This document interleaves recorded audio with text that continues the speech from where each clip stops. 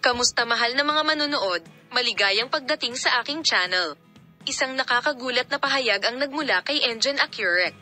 Si Engin Akyurek, na ang pangalan ay sangkot sa mga alingawngaw ng pag-ibig sa kapwa-aktres na si Demet Ozdemir, ay nahuli sa spotlight sa Zorlo AVM noong isang araw. Sinuri ng gwapong aktor ang mga produkto ng bagong panahon at namili. Ang kanyang mga tagahanga ay nagpakita ng malaking interes kay Engin Akyurek, na kumuha ng mga larawan ng souvenir kasama ang kanyang mga tagahanga na pumunta sa kanya sa kanyang shopping tour. Ang aktres, na hindi tinanggap ang mga hiling ng larawan ng mga miyembro ng press at nag-post sa mga kamera, ay umalis sa shopping mall kasama ang sasakyan na dumating upang sumando sa kanya pagkatapos makumpleto ang kanyang pamimili. Nakipagkita ang gwapong aktor na si Engin Akyurek kay Demet Ozdemir sa pamamagitan ng masayang pagpo-post at pagbabahagi ng mga intimate na larawan. Lumikha ng mga kapana-panabik na sandali sa social media ang shopping mall tour nina Engin Akyurek at Demet Ozdemir.